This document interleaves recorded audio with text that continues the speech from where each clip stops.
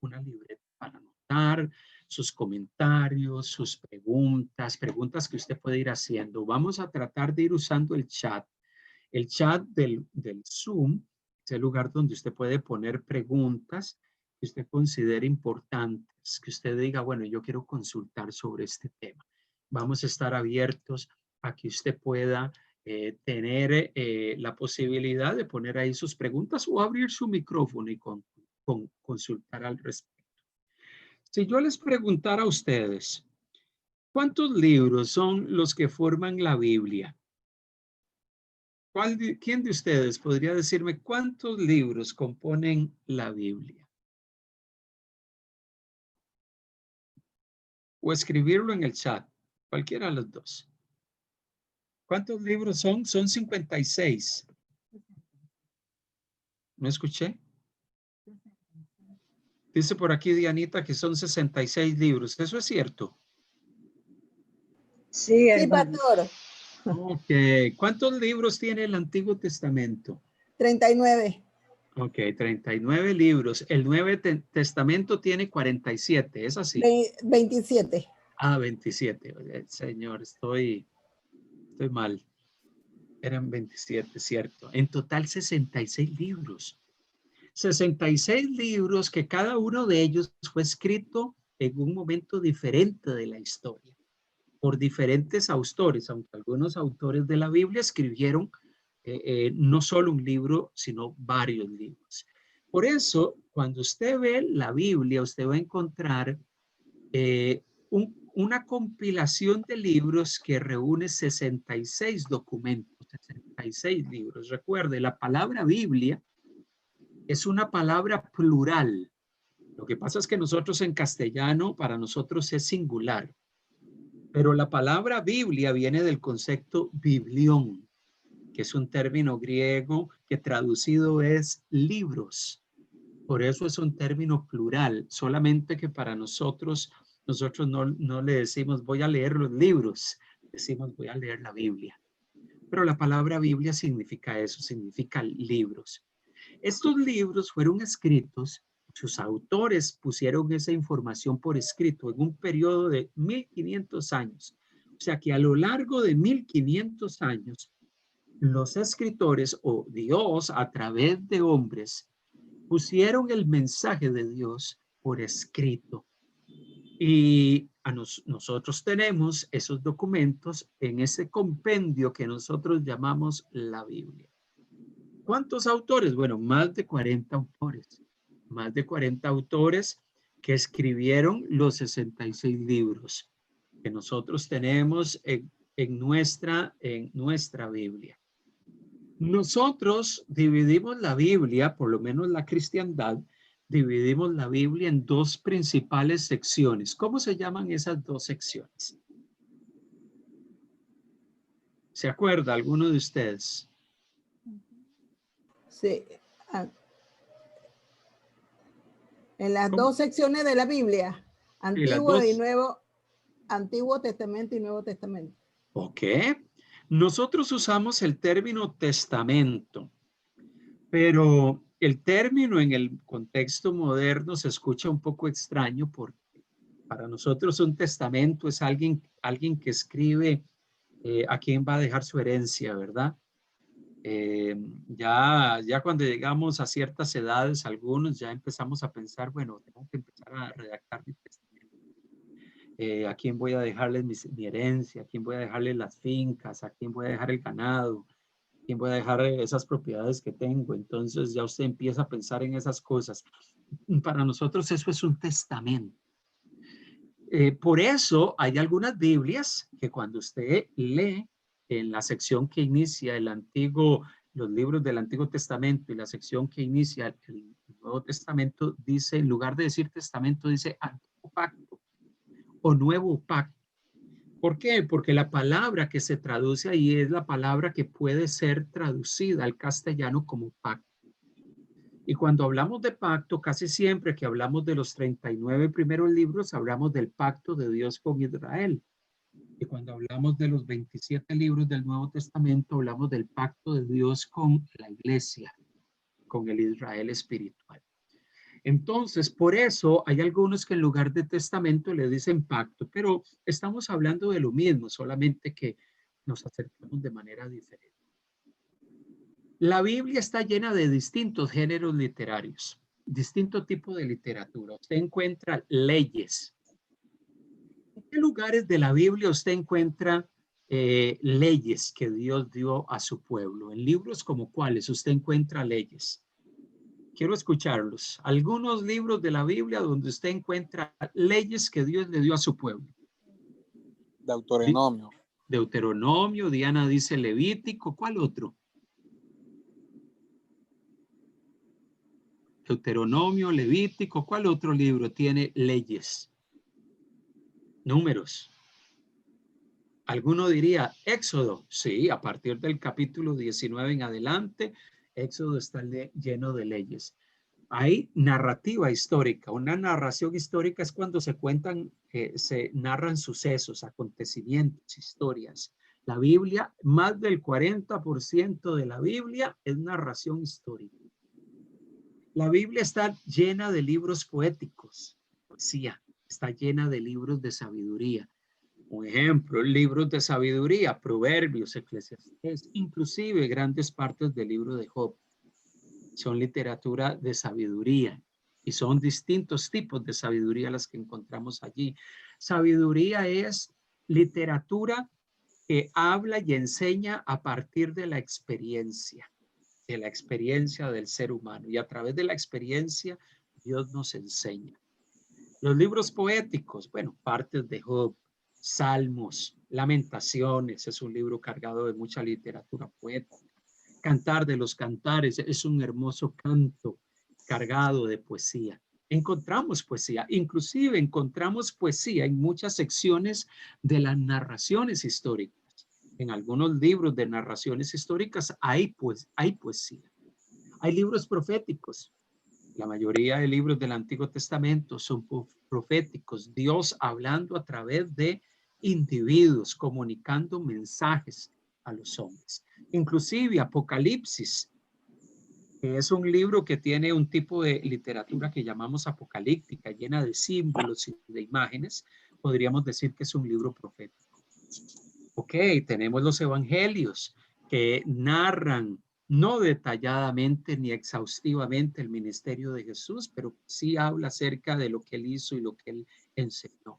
Cartas y epístolas en el Nuevo Testamento.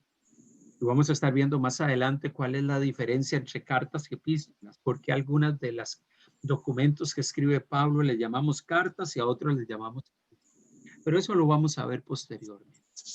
Así que la Biblia está cargada de distintos géneros literarios. Hay cantidad de lenguaje figurado en la Biblia. Símiles, metáforas, formas de lenguaje figurado que se usaban frecuentemente en la escritura. Así que eso es común en la Biblia, encontrar esos géneros literarios, y es importante tener eso presente. Por eso decimos que nosotros tenemos un canon bíblico de 66 libros. Pero, ¿qué significa la palabra canon? ¿Y a qué nos referimos cuando decimos que el canon bíblico consta de 66 libros? Bueno, el canon bíblico, la palabra canon es una palabra griega que traducida quiere decir caña. Igual en el hebreo hay un término y ahí aparece ganet, es la expresión para hablar de una caña. Y las cañas eran usadas para medir.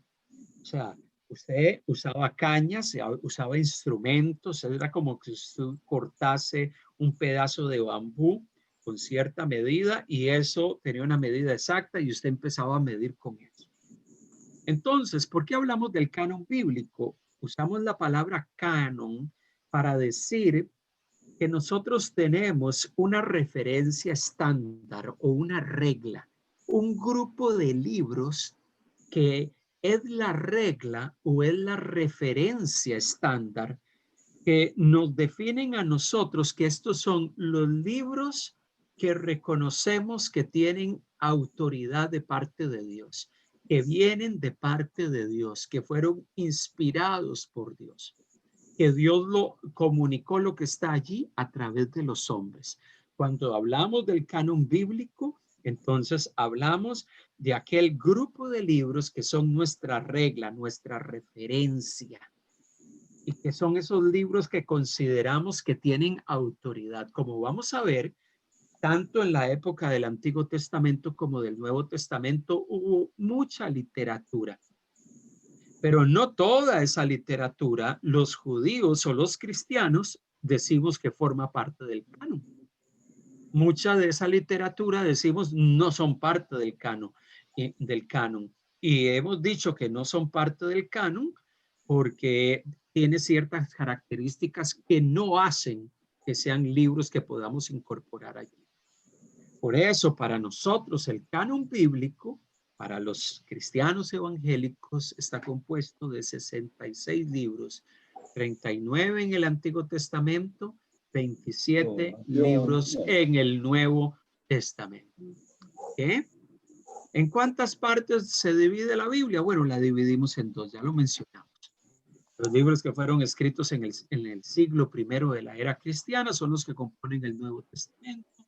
Y 39 libros que fueron compuestos en el Antiguo Testamento, que nosotros llamamos el Antiguo Pacto o el Antiguo Testamento, que los judíos llaman el Tanakh, las escrituras hebreas. ¿Por qué ellos le llaman así? Si usted vio el video, o va a ver el video que enviamos por el WhatsApp, el Tanakh es una abreviación para hablar de los libros de la ley, que son 5, de los libros proféticos y de los escritos. Entonces, la T es la Torá. La N de Tanakh es los Nevim, o sea, los profetas o los libros proféticos. Y la K es los Ketubim, le llaman los judíos, que son los escritos. Y por eso, esos libros para los judíos, a los cuales ellos usan ese término, porque un judío no llama a ese grupo de libros, le llama Antiguo Testamento. No, ellos le llaman el Tanakh o el libro sagrado. Nosotros somos los que le llamamos Antiguo Testamento. Esta calificación de Antiguo Nuevo Testamento es una calificación que los cristianos hemos dado a esas dos secciones de la Biblia, pero mucho tiempo después de Jesús empezamos a usar ese criterio, a usar ese nombre. No significa que los primeros cristianos del siglo primero hablaban del Antiguo y del Nuevo Testamento, no. Los cristianos del siglo primero, los primeros cristianos, cuando ellos leían algo del Antiguo Testamento, ellos decían la escritura. La escritura. Ellos no usaban el término Antiguo Testamento. Eso es un concepto que los cristianos adoptamos posteriormente. Pero es importante estos aspectos introductorios. Ok. Entonces, si tenemos 39 libros en nuestro canon del Antiguo Testamento y 27 en nuestro canon del Nuevo Testamento, la pregunta es, ¿de qué manera fue, pensando en el Antiguo Testamento primeramente, de qué manera fue que se llegó a reconocer que habían 39 libros? ¿En qué momento sucedió eso? ¿Cómo se hizo eso?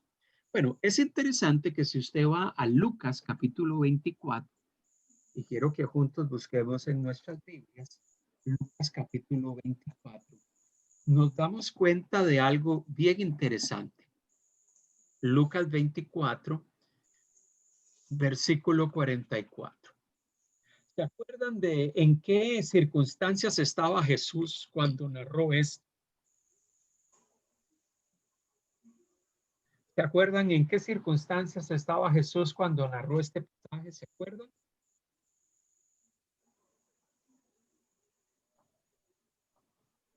¿Qué? Dice que él está con sus discípulos. ¿Qué? Camino a Emaús, se encuentra con algunos, se manifiesta a ellos, luego se aparece a 10 de sus discípulos en Jerusalén y luego les da una comisión. Y en el verso 44 llega y les dice, y les dijo, estas son las palabras que os hablé. estando aún con vosotros, que era necesario que se cumpliese todo lo que está escrito de mí en la ley de Moisés, en los profetas y en los salmos. Entonces Jesús habla con sus discípulos y les dice, mire, todo esto que ha acontecido, todo esto que ha pasado ya ya había sido hablado desde hacía mucho tiempo atrás. Ya desde la antigüedad se había hablado de que todo esto iba a acontecer. Y él llega y dice, eso se habló en la ley de Moisés, en los profetas y en los salmos.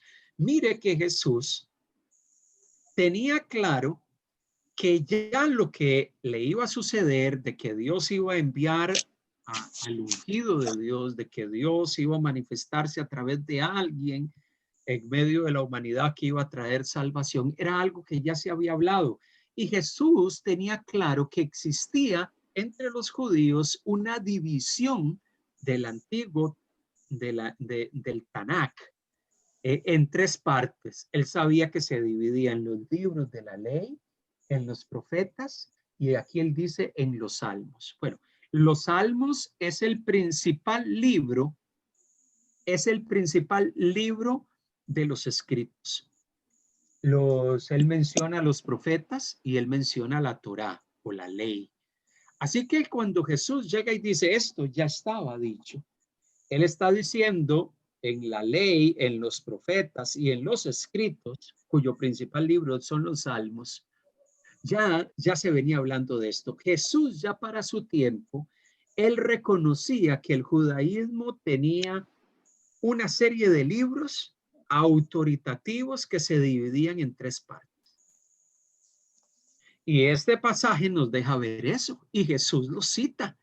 Jesús directamente llega y dice, ustedes saben que ya se habló de todo esto que aconteció, y las tres principales divisiones o secciones de la Biblia hebrea o del libro sagrado de la escritura son estos tres: la Torá, la ley, los profetas y los escritos. Entonces, pareciese que para el tiempo de Jesús ya existía claridad de que el judaísmo tenía un grupo de libros. O sea, ya para la época del siglo I, en la época de Jesús, ya los judíos tenían definido cuáles eran sus libros autoritativos. Lo interesante de todo esto es que Jesús y los primeros cristianos constantemente en el Nuevo Testamento citaron el Antiguo Testamento, porque ellos veían en el Antiguo Testamento la autoridad de Dios en la Escritura. Y por eso es que encontramos a todos los autores del Nuevo Testamento citando el Antiguo Testamento, ya sea textualmente o haciendo alusión a él constantemente. Mire un ejemplo, Juan, el Evangelio de Juan. Pongo algunos ejemplos rápidos para que podamos tener claro esto, para que nos percatemos que los cristianos del siglo I, los primeros creyentes, ellos conocían la escritura y la citaban, la mencionaban. Mira lo que dice Juan, el Evangelio capítulo 7, verso 37 al verso 38. Alguien que me ayude a leerlo. Juan 7, 37 y 38. ¿Qué dice? Alguien que me ayude a leerlo.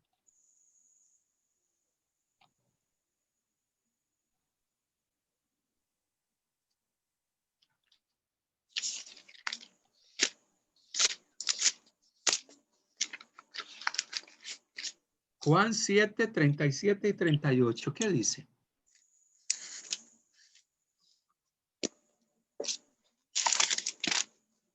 ¿Quién me ayuda a leerlo, hermanos? Juan 7, 37 y 38. El último y gran día.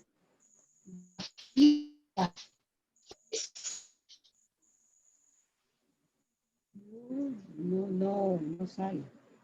No le escuchamos, hermana. Hola. Sí, hermana. Hola.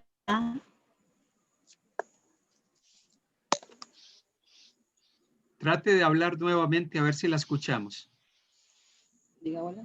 Hola. Sí, ahora sí. Ajá. En el último y gran día de la fiesta Jesús se puso en pie y alzó la voz diciendo, si alguno tiene sed, venga a mí y beba. El que cree en mí, como dice la Escritura, de su interior correrán ríos de agua viva.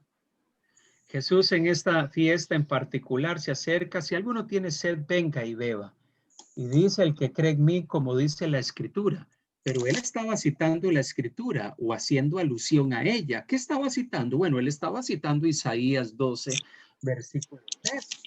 ¿Qué dice Isaías capítulo 12, verso 3? Y les pongo este ejemplo para que nos demos cuenta que Jesús y los discípulos de Jesús constantemente citaron el Antiguo Testamento. Dice 12:3 de Isaías de la siguiente manera. Dice así la palabra del Señor. Sacaréis con gozo aguas de las fuentes de la salvación. ¿Cómo se escucha, hermanos? ¿Me escucharon bien? Sí, pastor. Ok. Por acá también. Sacaréis con gozo aguas de las fuentes de la salvación. Jesús está usando un pasaje, hace alusión a él, no lo cita textualmente, pero lo cita. Hablando de que hay un lugar, una fuente donde los hombres pueden venir y saciar su sed espiritual. Entonces vemos a Jesús citando el Antiguo Testamento, vemos a Pablo citando el Antiguo Testamento y ahí les pongo algunos ejemplos. Algunos ejemplos sobre esto. Encontramos, perdón hermanos, encontramos a Jesús o a los discípulos hablando de este tema, citando el Antiguo Testamento, citando el Antiguo Pacto, sea haciéndolo de forma directa. Mire lo que dice Juan 5:39. Juan capítulo 5, versículo 39. Para no irnos muy lejos, Jesús llega y dice de la siguiente manera, un versículo que citamos frecuentemente. Dice, escudriñad las escrituras porque a vosotros os parece que en ellas tenéis la vida eterna y ellas son las que dan testimonio de mí. Cuando Jesús llega y dice, escudriñad las escrituras, ¿qué tenía en mente Jesús? En ese momento que Jesús menciona esto al auditorio al cual él se dirige, el Nuevo Testamento no estaba reunido en un libro como lo tenemos nosotros. Inclusive, cuando Jesús cita eso, ningún libro del Nuevo Testamento había sido puesto por escrito. ¿A quién se refería Jesús? Él estaba diciendo que la escritura, el antiguo pacto, el Tanakh, lo que Dios le dio a Israel, escudriñar la ley, escudriñar los profetas, escudriñar los escritos, porque a vosotros os parece que en ellas tenéis la vida eterna. Entonces, cuando Jesús y los discípulos citaban el Antiguo Testamento o hablaban de la escritura, ellos estaban hablando de esos 39 libros que nosotros conocemos como Antiguo Testamento. Esos libros, Jesús los veía con autoridad. Los discípulos veían esos 39 libros como libros mediante los cuales y a través de los cuales Dios habló. Dios habló. Entonces, eso es importante entenderlo, que para el tiempo de Jesús, ya Jesús y los discípulos sabían que había un grupo de libros que se llamaba el Tanakh judío o hebreo, que reunía una serie de escritos que se consideraban que provenían de parte de Dios. ¿Cuál era el canon hebreo? ¿Qué era lo que Jesús entendía por el Tanakh? Bueno, la Torá, los profetas, los libros, ¿cómo se llama? Y los escritos. Pero mire qué interesante todo esto. El canon hebreo para un judío del tiempo de Jesús e inclusive para un judío en nuestro tiempo. Ellos dividían la Biblia de esta manera tal y como usted ve en la pantalla. Ellos hablaban de los libros de la ley.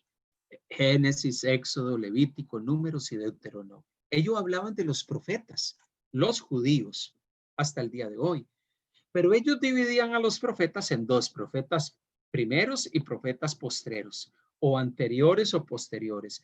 ¿Quiénes eran los profetas primeros? Josué, Jueces, los 2 libros de Samuel y los 2 libros de Reyes. Los profetas posteriores para ellos eran Isaías, Jeremías, Ezequiel y los 12. ¿Quiénes son los 12? Desde Oseas hasta Malaquías. Porque para un judío, el libro desde Oseas hasta Malaquías era un solo tomo, un solo libro, un solo documento que recogía a 12 profetas que hablaron. Después venían los escritos. Ellos dividían los escritos en escritos poéticos, Job y Salmos y Proverbios, escritos, los 5 rollos, Cantares, Ruth, Lamentaciones, Eclesiastés y Esther, y los escritos históricos, Daniel, Esdras y Nehemías, y Primera y Segunda de Crónicas. Esta es la división que un judío hasta el día de hoy reconoce. A diferencia de nosotros, nosotros organizamos estos libros diferentes. Pero entonces para ellos son menos libros. Bueno, ellos dicen que la escritura consta de 24 libros. Nosotros decimos que el Antiguo Testamento tiene 39. ¿Por qué? Porque ellos agrupan varios libros en uno solo. Primera y Segunda de Crónicas son un solo libro. Nehemías y Esdras son un solo libro. Los 12 profetas, desde Oseas hasta Malaquías, son un solo libro. Samuel, Primera y Segunda, para ellos son un solo libro. Reyes, Primera y Segunda, son un solo libro. O sea que sus 24 libros son los 39 libros nuestros que tenemos nosotros los cristianos evangélicos y que reconocemos como libros normativos. Por eso, cuando hablamos de este tema, es importante entender que los judíos no organizan los libros del Antiguo Testamento igual que lo hacemos nosotros. ¿Cómo lo hacemos nosotros? El canon cristiano. ¿Cómo lo hacemos los cristianos evangélicos? Y digo los cristianos evangélicos porque hay otros sectores del cristianismo que manejan otro criterio. Y ahora vamos a mencionar. Nosotros los cristianos en el entorno evangélico y protestante organizamos esos 39 libros y los segmentamos de esta manera. Nosotros a los 5 primeros libros no les llamamos la Torá, le llamamos el Pentateuco, o sea, los 5 rollos. Ahí hablamos de Génesis, Éxodo, Levítico, de Números y Deuteronomio. Para nosotros los cristianos, desde Jueces hasta Crónicas, pasando por Jueces, Ruth, Samuel, Reyes, Esdras, Nehemías y Esther, para nosotros esos son libros históricos. Nosotros decimos que hay 4 profetas mayores: Isaías, Jeremías, Ezequiel y Daniel, y hay un grupo de profetas menores, desde Oseas hasta Malaquías. Lo que para un judío son el libro de los 12, para nosotros son 12 libros por separado. Y nosotros hablamos de otra división que son los libros poéticos y de sabiduría: Job, Salmos, Lamentaciones, el Cantar de los Cantares, Proverbios y Eclesiastés. Entonces, esto para nosotros nos hace ver que nosotros los cristianos tenemos una forma de organizar nuestro Antiguo Testamento. Los judíos lo hacen de otra manera, pero lo interesante de todo esto es que los libros del Antiguo Testamento, tanto para judíos como para nosotros los cristianos evangélicos o protestantes, nosotros tenemos los mismos libros. Consideramos que solo hay 39 libros autoritativos. ¿Ok? Pero surge la pregunta, ¿cuál fue el criterio? ¿Cuál fue el criterio que usamos nosotros para decir son solo 39 libros autoritativos del Antiguo Testamento? ¿Cuál es el criterio que nosotros usamos? Bueno, el criterio que nosotros usamos es el testimonio del Nuevo Testamento. Ya leímos en Lucas 24 el testimonio del Antiguo Testamento es que ya para la época de Jesús, el cristianismo y Jesús mismo concebía de que existía un grupo de libros que se clasificaban en tres divisiones principales. ¿Okay? Inclusive, esto es importante que lo tengamos presente porque nos recuerda, ahí es Lucas 24, 44 y 45. Está anotado mal allí la información. Pero, ¿por qué nosotros usamos ese mismo criterio? Porque nosotros decimos, bueno, los judíos en el tiempo de Jesús y hasta el día de hoy han reconocido que solamente hay 39 libros inspirados y que provienen de Dios. ¿Por qué nosotros vamos a manejar un criterio diferente? Y por eso nosotros hemos adoptado la posición del judaísmo. Mire qué interesante cuando hablamos del testimonio en el Nuevo Testamento. El Nuevo Testamento cita el Antiguo Testamento constantemente. Los autores del Nuevo Testamento citan pasajes y secciones del Antiguo Pacto. Mire, los únicos dos libros que el Nuevo Testamento no hace una cita directa o una alusión es Cantar de los Cantares y Esther. El resto, los 37 libros son citados en el Nuevo Testamento. 1, 2, 3 o hasta 60, 70, 80 veces. ¿Ok? Nuestro criterio es, el Nuevo Testamento nos da la base para decir el Antiguo Pacto, las Escrituras constan de 3 secciones y cada una de esas secciones está formada por la división judía y nosotros sostenemos esa misma división hoy en día. Segundo criterio, hubo un famoso concilio en el año 90 después de Cristo, casi para la época de Juan el apóstol, su época de vida final, donde ellos se reunieron para, en medio de que ellos ven que el cristianismo empieza a tener una enorme expansión, ellos tenían definido cuál era su canon bíblico, pero ellos ratifican esos 39 libros en este famoso concilio, reunión del liderazgo judío en el año 90, y dicen, nosotros confirmamos que los únicos libros autorizados que se pueden añadir y se pueden llamar escritura son 39 libros. Y desde esa época ellos establecen que escritura solamente se le puede llamar a 39 libros de la Biblia. Nosotros, los cristianos, decimos sí, escritura se le llama a los 39 libros del Antiguo Testamento, pero también son escritura los 27 libros del Nuevo Testamento. Esa es la diferencia nuestra con el judaísmo.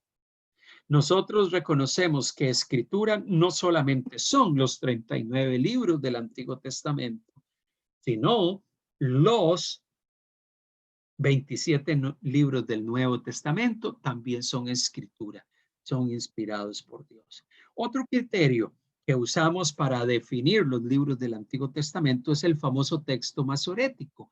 El texto masorético es uno de los documentos más confiables que tenemos en manuscritos del Antiguo Testamento. Ellos conservan esa triple división, Torá, profetas, escritos, el mismo criterio que usa Lucas 24:44. Y es por eso que nosotros los cristianos hemos dicho, bajo estos criterios, nosotros seguimos los lineamientos del judaísmo.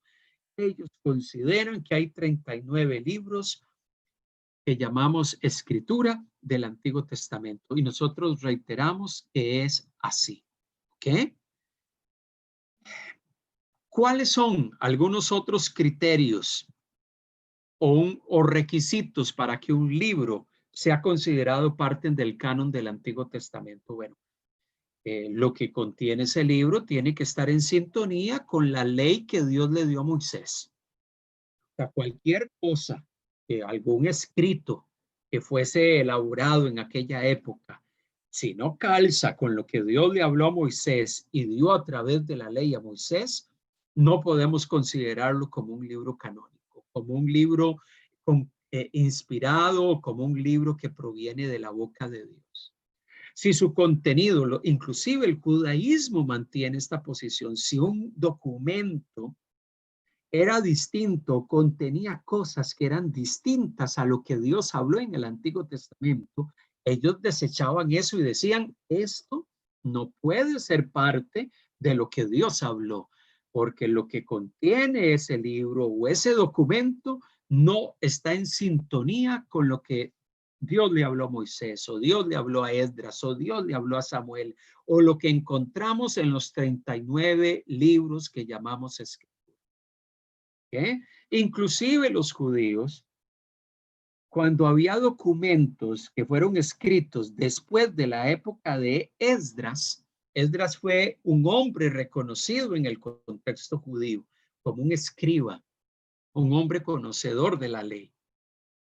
Todo aquel documento que fue escrito, redactado, compilado después del siglo V antes de Cristo, después de Esdras, ellos lo ponen en tela de juicio. Y es por eso que los 39 libros que nosotros tenemos, todos ellos se consideran libros que fueron escritos antes del siglo V. Ninguno de ellos. Y es por eso que bajo estos criterios, el judaísmo ha llegado a decir cómo incluimos libros y cómo desestimamos otros. Inclusive ellos usaban el criterio de la lengua. Para que un libro para ellos tuviese una autoridad significativa de parte de Dios, tenía que haber sido escrito originalmente en hebreo y en arameo. Cuando aparecían documentos escritos en griego o aparecían documentos escritos en otros idiomas, ellos tenían mucho cuidado de tratar de examinar ese libro para ver qué contenía, quién lo escribió, en qué tipo de lengua se escribió, en qué idioma. Su contenido calza con lo que encontramos en los 39 libros de la Escritura en el Antiguo Testamento. El judío usaba esos criterios. Nosotros los cristianos también usamos esos mismos criterios que usa el judaísmo. Por eso es que usted encuentra que hay muchos libros que se escribieron en la época del Antiguo Testamento, pero que nosotros no los tenemos en nuestras Biblias. Libros como, ¿cómo se llama? Enoc, el libro de Enoc, la Asunción de Moisés. Esos pertenecen a otro grupo. Ese tipo de libros nosotros no los involucramos y decimos, no, no pueden ser porque fueron escritos en un idioma que no fue hebreo o arameo, porque los que los escribió en el año 100 antes de Cristo y en esa época hay cuestionamientos de dónde se escribió y quién lo escribió. Entonces, cuando los libros generaban duda, el judaísmo llegaba y decía, no. Nosotros esos libros no los consideramos como libros autoritativos. Esto es importante saberlo. ¿Por qué? ¿Por qué estoy hablándoles de este tema? Porque en algunos círculos cristianos, inclusive hoy en día, hay mucho debate. Hay mucho debate. Y hay toda una discusión por algunos libros, principalmente los libros que tienen que ver con sectores cristianos evangélicos y sectores cristianos católicos. ¿Por qué? Porque nosotros, hay un grupo de esos libros que nosotros llamamos literatura apócrifa. Nosotros somos los que usamos ese término, apócrifos. Y decimos, esos libros no pueden estar en la Biblia. El judaísmo tampoco los tiene en la Biblia. Pero el catolicismo sí los incluye. Ellos a esos libros no le llaman apócrifos, sino que le llaman deuterocanónicos. El catolicismo, a los 39 libros que compartimos, similitud con ellos le llaman libros protocanónicos, o sea, primer canon. Y a otro grupo de libros que ellos incluyen en Biblias, que llamamos Biblias católicas, ellos le llaman libros deuterocanónicos. Eso significa segundo canon. Y son incluidos en sus Biblias. Por eso, cuando la gente llega y dice, no, es que la Biblia mía es distinta a la suya. No, es la misma Biblia. La única diferencia es que usted está incorporando un grupo de libros que usted llama deuterocanónicos y que yo los llamo apócrifos. Esos libros, esos 14 documentos, porque algunos no son libros, son pequeñas secciones, fueron escritos entre los años 200 y 100 antes de Cristo, mucho después de Esdras. Y por eso es que el judaísmo, inclusive a estos libros, no los incorporó en la Biblia hebrea, en la escritura que ellos tienen como sagrada. Y nosotros tampoco. ¿Cuáles son esos libros? Aquí hay una lista de esos libros. Primera y segunda de Esdras, Tobías, Judith, adiciones al libro de Esther, sabiduría de Salomón, eclesiástico, lo que algunos llaman la sabiduría de Jesús ben Sirac, Baruch, Susana, los cánticos de los tres jóvenes, Beli, el dragón, la oración de Manasés, primera y segunda de Macabeos. Esos libros son los que algunas Biblias incluyen, principalmente Biblias católicas, y que ellos llaman una Biblia con deuterocanónicos. Nosotros llamamos a estos libros libros apócrifos, libros que no pueden ser incluidos en el canon. ¿Por qué nosotros no incluimos esos libros en el canon? Por los criterios que antes mencionamos. No sabemos con certeza quién los escribió. Fueron escritos muchos de ellos no en hebreo ni en arameo. Fueron escritos mayormente después del tiempo de Esdras. Su contenido es dudoso. Mucho de lo que ahí se menciona son prácticas que están en oposición con lo que narra el Antiguo Testamento. Y es por eso que no los hemos reconocido. Un ejemplo, Tobías habla de las aventuras de una familia judía viviendo en Asiria. Judith es una historia de cómo esta mujer rescata a los judíos de manos del ejército de Asiria. Las adiciones de Esther, que son algunos capítulos en Esther, es una colección de adiciones de la versión Septuaginta, libro de Esther, capítulos que se agregan a ese libro, al libro que nosotros conocemos. La sabiduría de Salomón, que es una colección de proverbios, y la última parte del libro contrasta a Israel con Egipto, hace una comparación. El eclesiástico, una larga colección de proverbios. Baruch clama haber sido escrito por el siervo de Jeremías y consiste en alabanzas, oraciones y promesas. La historia de Susana, una mujer que es acusada de inmoralidad, pero es rescatada por Daniel en Babilonia, que es el capítulo 13 de Daniel en las Biblias católicas. La canción de los 13 jóvenes es una canción de Sadrach, Mesach y Abed-Nego, en ocasión del horno ardiente. Es una inserción que está en el capítulo 3 del libro de Daniel. Bel y el dragón, que son las aventuras de Daniel al rehusar adorar al ídolo de Bel. En Daniel es el capítulo 14 en las Biblias católicas que aparecen en el libro de Daniel, y primera y segunda de Macabeos, que es una narrativa histórica de la guerra de independencia de los judíos. Esos libros son los libros que han generado disputa a lo largo del tiempo. Entonces, el ataque entre muchas veces sectores evangélicos y católicos es que usted tiene una Biblia diferente. No, es la misma Biblia. Lo único es que hay segmentos que se incorporan a los libros, y que el catolicismo considera que deben de estar así y que nosotros los evangélicos decimos que no. Nuestros criterios es que esos libros nunca fueron aceptados por los judíos del Antiguo Testamento, ni siquiera por Jesús ni por los discípulos de Jesús, porque ellos ni siquiera los citan. No hay evidencia de que fueran aceptados y usados por Jesús y sus apóstoles. Contienen historias elaboradas y contradictorias que nos muestran que no están al mismo nivel que otros libros del Antiguo Testamento. Y siempre ha existido duda sobre la autenticidad de esos libros. ¿Quién los escribió? ¿En qué fecha? ¿Desde qué lugar se escribió? Y por esas razones es que nosotros los cristianos evangélicos y protestantes decimos esos libros no se deben de incluir, no deben de estar allí. Bueno, hay todo una disputa, digámosle así, en el cristianismo por si se incorporan o no. Ya le di los argumentos que nosotros los evangélicos tenemos para decir esos libros no deben de estar allí. No deben de ser considerados como parte del canon bíblico. Así que esto es importante saberlo. ¿Por qué entonces las Biblias católicas los incorporan? Bueno, por una sencilla razón, y trato de explicárselas de la manera más breve y sencilla. Muchos judíos salieron de su tierra, Palestina, a lo largo del Antiguo Testamento. Salieron, lo que llamamos los judíos de la diáspora, salieron de Palestina y se establecieron al norte de África, en Alejandría, se establecieron en muchos otros lugares.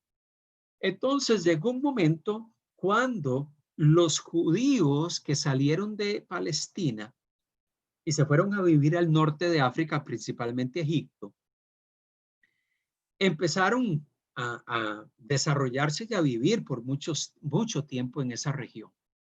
Y empezaron a nacer sus hijos, pero sus hijos ya no nacieron en Jerusalén, nacieron en una tierra extraña. Muchos de ellos ya no manejaban el hebreo o el arameo como la lengua, una lengua habitual, sino que empezaron a manejar otros idiomas, el egipcio, el griego. Y en medio de todo esto, una serie de líderes judíos al norte de África dijeron,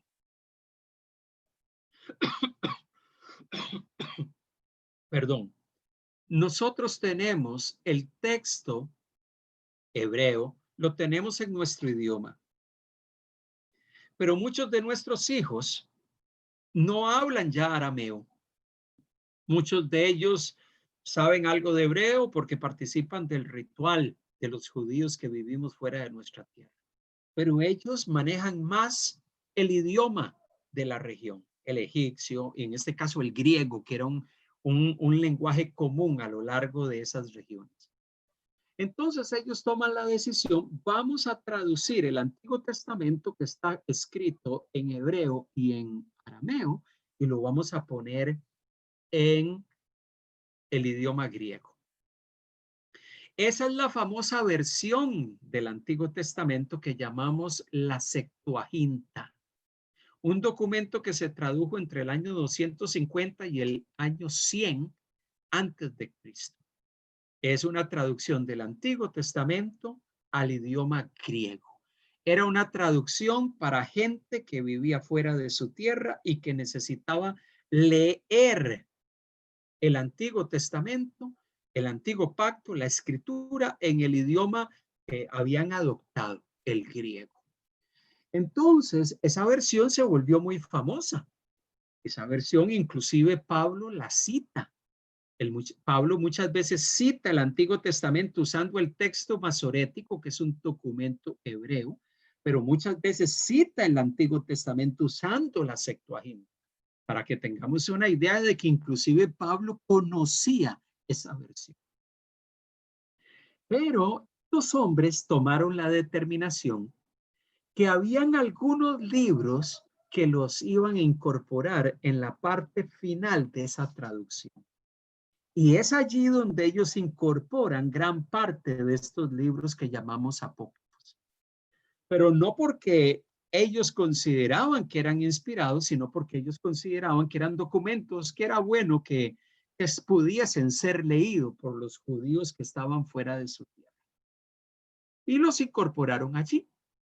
Y esa versión de la Biblia se reprodujo y muchas de las traducciones que se hicieron posteriormente, hubo un famoso hombre en el siglo IV después de Cristo llamado Jerónimo, que tradujo esa versión del Antiguo Testamento, que la usó la versión hebrea, pero usó la versión griega del Antiguo Testamento y lo tradujo al latín en el año 300 y algo, al año 400 después de Cristo. Esa fue la famosa traducción de Jerónimo, que se llama la Vulgata latina, que es una Biblia reconocida. Pero él lo que hizo fue que usó la Septuaginta, la versión griega del Antiguo Testamento. Y como tenía los apócrifos traducidos, él también los tradujo. Y si yo les hago la pregunta, ¿se imaginan ustedes cuál es la traducción de la antigüedad más usada para traducir las Biblias católicas? Es la versión Vulgata de Jerónimo. Y como Jerónimo dijo, bueno, si los judíos de Alejandría tradujeron la Biblia del hebreo al griego y los incorporaron, pues yo voy a traducir la Biblia del hebreo y del griego, la voy a traducir al latín y yo también los voy a incorporar. Y la versión Vulgata se empezó a reproducir con esos libros. La mayoría de traductores católicos, cuando fueron a hacer la traducción, tenían delante de sí traducciones de muchos siglos. La traducción hebrea, la traducción griega del Antiguo Testamento, la traducción griega del Nuevo Testamento, y tenían la Vulgata de Jerónimo, y sobre la base de esas traducciones, ellos hicieron la traducción de la Biblia a otros idiomas. Pero como esas Biblias incorporaron esos libros, ellos siguieron la tradición de Jerónimo y la traducción de la Septuaginta y dijeron, esos libros los vamos a traducir para que se dé cuenta de que el catolicismo incorporó eso por una tradición, porque fue hasta el concilio de Trento en el año 1500 y algo que el catolicismo reconoció esos libros como libros canónicos. 1500 años después de Cristo. ¿Y por qué ellos tradujeron sus Biblias usando e incorporando estos libros? Bueno, por una tradición, pero ellos nunca consideraron que eran libros inspirados, sino que fue hasta 1500 años después de Jesús en el famoso concilio de Trento, un concilio católico, donde ellos dijeron, esos libros tienen inspiración divina, son deuterocanónicos. Los 39 que tenemos en la escritura son los protocanónicos, el primer canon. Este otro grupo son los deuterocanónicos, es el segundo canon y son también inspirados. Entonces, pero nosotros los cristianos hemos seguido una tradición que ha seguido la costumbre del judaísmo. Los cristianos evangélicos, a diferencia del catolicismo, del cristianismo católico. Y por eso la diferencia que tenemos. Entonces, es una diferencia histórica. ¿Por qué nosotros entonces no los incluimos? Porque la tradición judía no los incluyó. Porque el cristianismo del siglo I no los incluyó tampoco. ¿Por qué los católicos sí los han incluido? Por una tradición de que las traducciones que se han hecho los han puesto allí, no necesariamente porque los consideraban libros inspirados, pero ellos a la hora de traducir a otros idiomas fueron incorporando esos libros hasta el tiempo en que ellos llegaron a decir, pues los vamos a considerar ya como inspirados, son parte de nuestra tradición eclesiástica. Pero mire de dónde se origina toda esta situación. Interesante, ¿verdad? El canon del Nuevo Testamento. ¿Cuál es el canon para nosotros? Usted dirá, bueno, hay bastante información, pastor. Bueno, estas diapositivas yo las voy a compartir en el chat de la iglesia para que usted pueda repasar estas diapositivas también en esta semana, porque aquí hay bastante información y para estar anotando es toda una carrera que nos tendríamos que pegar para ir escribiendo todo esto. Así que yo les animo para que puedan mirar las diapositivas con mayor calma y eso nos va a permitir poder repasar un poco la información. Voy a corregir algunos detalles de unos versículos que aparecen por allí y lo voy a estar adjuntando mañana. ¿Cuál es el canon cristiano del Nuevo Testamento? Bueno, con el canon cristiano nosotros coincidimos, el cristianismo católico y el cristianismo evangélico coincidimos.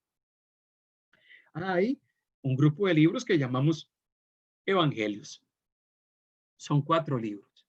Hay un libro histórico que llamamos Hechos de los Apóstoles.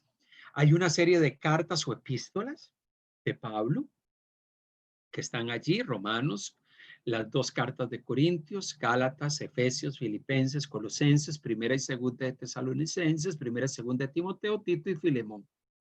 Están lo que llamamos epístolas universales o generales. Son esos documentos que fueron dirigidos al cristianismo en general. Ahí hablamos de Hebreos, Santiago, las 2 cartas de Pedro, las 3 cartas de Juan y Judas, y un libro profético cargado de literatura o de lenguaje apocalíptico, que es el libro de las revelaciones.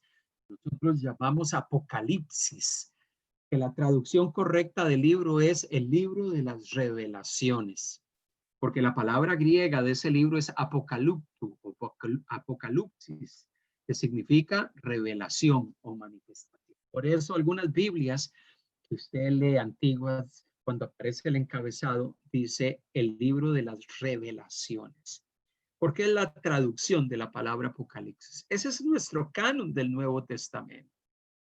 ¿Por qué reconocemos esos libros? Bueno, porque fueron escritos por un apóstol del Señor o por alguien que estaba vinculado a un apóstol. Nosotros reconocemos que los apóstoles del Señor, aquellos que estuvieron con el Señor, ellos cumplieron una función primaria dentro de la historia del cristianismo. Ellos comunicaron las enseñanzas de Jesús. Y es por eso que para nosotros el fundamento y el criterio que usamos para determinar que un libro es o debe de estar en el canon del Nuevo Testamento es que fue escrito por un apóstol de Jesús, por un discípulo o por alguien que estaba vinculado a un discípulo. Segundo criterio que usamos, bueno, el reconocimiento eclesiástico. Estos libros fueron reconocidos y leídos por las comunidades cristianas. O sea, estos documentos se escribieron, empezaron a circular en medio de las iglesias. Los cristianos los leían en sus reuniones, leían estos libros, eran instruidos en lo que Jesús había enseñado, y esta literatura pues era leída en los distintos lugares. Mire lo que dice Colosenses, capítulo 4, versículo 16. Y leo para ustedes, Colosenses 4:16.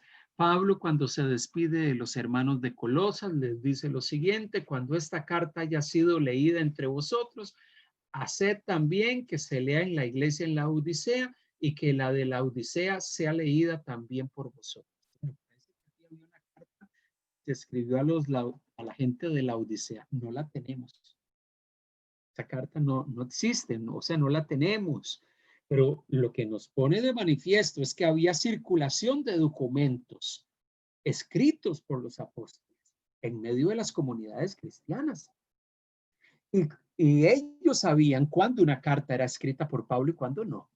Ellos sabían cuándo el que había escrito era Pedro, cuando leían algo que no tenía el estilo de Pablo, cuando leían algo que no reunía las condiciones del estilo de Pedro, de Juan. Ellos decían, no, tenemos que dudar de este libro. Recordemos que en la época del Nuevo Testamento también circulaban un montón de libros y de literatura apócrifa.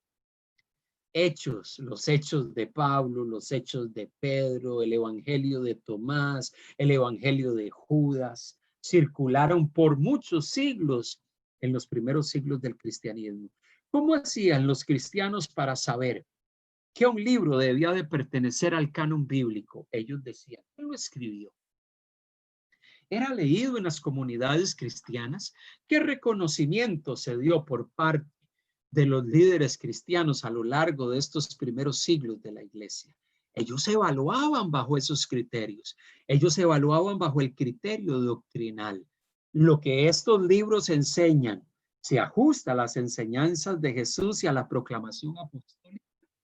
Si no se ajustaba, ellos llegaban y decían, no, el libro no puede ser considerado como un libro inspirado y autoritativo, porque lo que está enseñando se aparta de lo que Pablo enseñó, se aparta de lo que Jesús enseñó, se aparta de lo que los discípulos y los seguidores de Jesús enseñaron.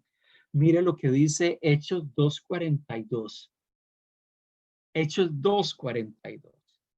Dice que los cristianos que se reunían, que estaban juntos adorando al Señor, dice, y perseveraban en la doctrina de los apóstoles, en la comunión unos con otros y en el partimiento de pan y en las oraciones. ¿Qué es eso de que perseveraban en la doctrina de los apóstoles?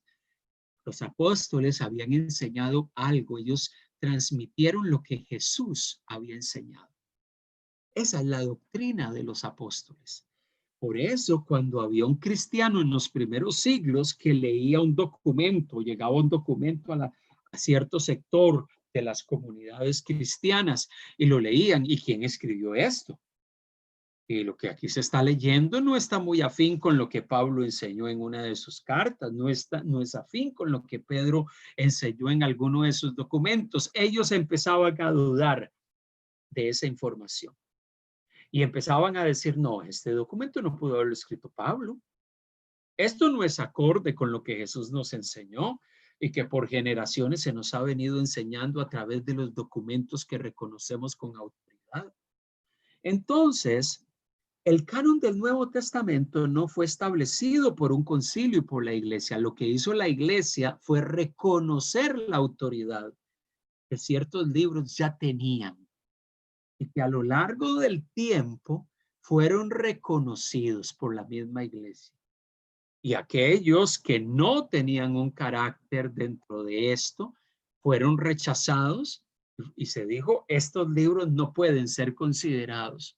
Son libros que escribió algún cristiano por allí o alguna persona en el siglo II o en el siglo III, pero no pueden ser considerados parte de los libros inspirados por Dios y autoridad. Más o menos para el año 367 de nuestra era,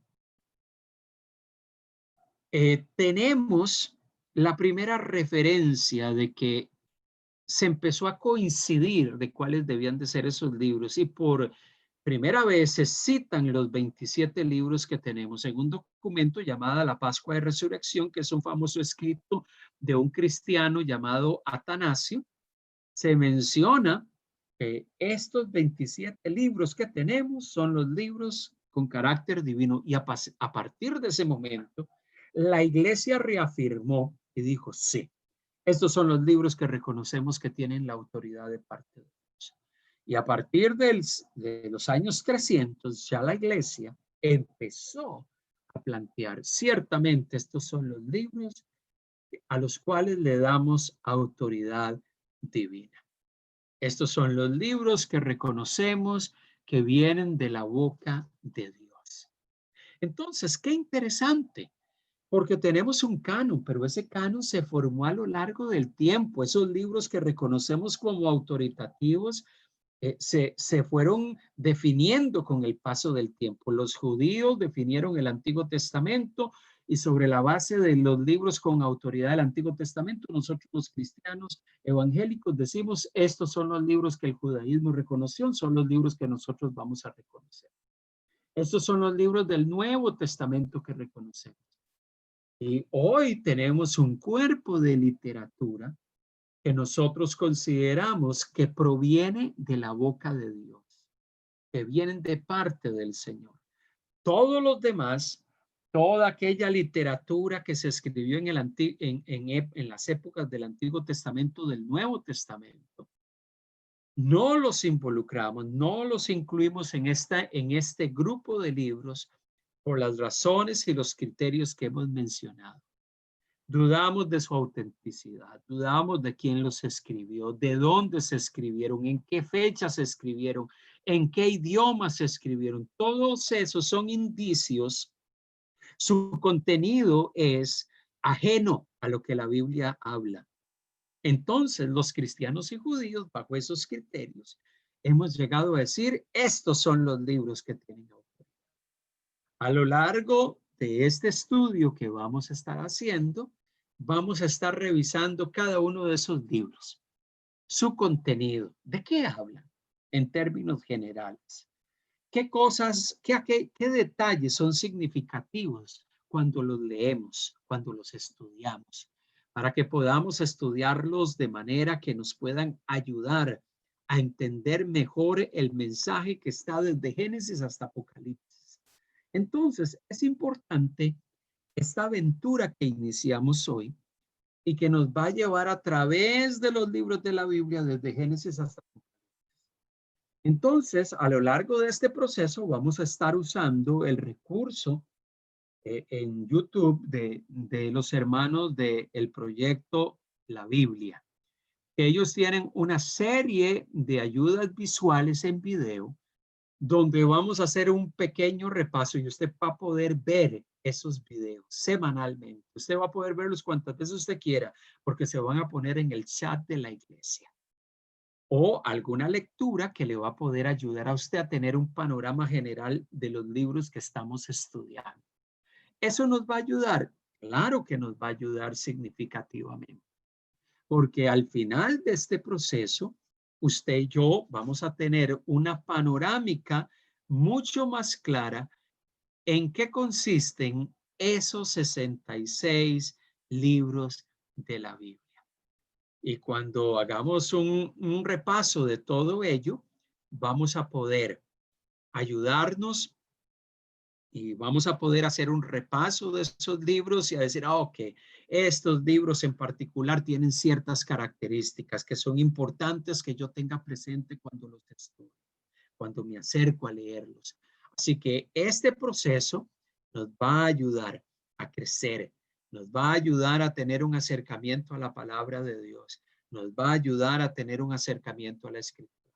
Inclusive vamos a tratar de que esta clase que hemos estado teniendo en el día de hoy, las vamos a tratar de grabar para compartirlas en el WhatsApp y que podamos estar haciendo un repaso de algunos conceptos que hemos podido estar hablando en medio de este tiempo. ¿Alguna pregunta que surge en medio de lo que hemos estado hablando en este espacio de tiempo? Yo, pastor. Sí, Alex.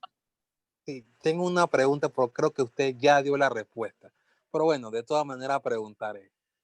Si no sabemos a lo largo de la historia quién fue el escritor del libro de Hebreos, ¿por qué sí se incluyó en el canon del Nuevo Testamento? Creo que usted ya dio la respuesta, que era por el contenido de la carta, si no me equivoco, ¿no? Ok. Sí, algunos de los libros del Antiguo Testamento fueron cuestionados a lo largo de los primeros siglos. Algunos de ellos se dudaba, algunos sectores, no todos, decían, bueno, pero no sabemos quién escribió Hebreos. Algunos decían que fue Pablo, otros decían que fue Bernabé, otros han dicho que fue Apolos, Aquila y Priscila. Ha existido distintas posiciones, pero no tenemos certeza. Preferimos decir que es un libro anónimo. Pero lo interesante de ese libro es que cuando revisa su contenido, el contenido del libro es un contenido que se ajusta de una manera increíble a la enseñanza de Jesús y sus discípulos e inclusive a la enseñanza del antiguo pacto que encontramos en el Antiguo Testamento. Entonces, el criterio doctrinal nos lleva a decir lo que este libro contiene no es contradictorio con el resto de la revelación. Y por eso, más que dudar, más que poner en tela de juicio el libro por su autor, la mayoría se guió por el criterio de su contenido y llegó y dijo, tenemos que reconocerlo como un libro autoritativo, además de que la mayoría de iglesias cristianas en los primeros 3 siglos usaban este libro. Un libro que probablemente fue escrito probablemente por allá de los años 70 o 80 de la era cristiana. Pero los cristianos lo leían y reconocían su autoridad. Y a pesar de que existió un debate, así como con otros libros, Segunda de Pedro es un libro que se tuvo un debate también, el libro de Judas fue un libro que se tuvo un debate, Apocalipsis fue un libro que generó debates para algunos sectores del cristianismo de los primeros 3 siglos, pero al final, más o menos entonces por el año 300, la mayoría de cristianos al evaluar todos los criterios que hemos hablado, dijeron, bueno, a pesar de que no tenemos certeza de quién lo escribió, sí tenemos certeza de que su contenido tiene una riqueza profunda que nos ayuda a entender el mensaje de la Biblia. Y por eso es que se llegó a aceptar. Y así algunos otros libros del Nuevo Testamento. ¿Alguna otra pregunta? Bueno, con estos temas no nos estamos tratando de meter en muchos detalles, porque obviamente eso nos va a tomar mucho más tiempo. Este tema de los libros canónicos y los libros que se dudaba de ellos, que algunos cuestionaban, es un tema de estudio que nos podría tomar semanas, pero no sería la idea. Nuestro tema del curso que estamos queriendo desarrollar de nuestro estudio es más una introducción. Pero es un tema interesante y un tema que es importante que podamos conocer, por lo menos de forma introductoria, para poder tener claro. Reconocemos la autoridad de 66 libros que tienen autoridad de parte del Señor y esa autoridad la reconocemos. ¿Alguien más que tuviese alguna pregunta o algún comentario que añadir a lo que hemos mencionado en el día de hoy?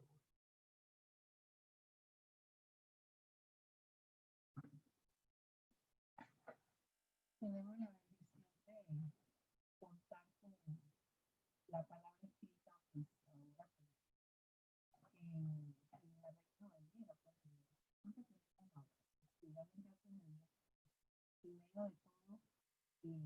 tenemos que ser agradecidos porque podemos estudiar, podemos conocer a Dios, podemos conocer toda esa riqueza de información que nosotros pasamos.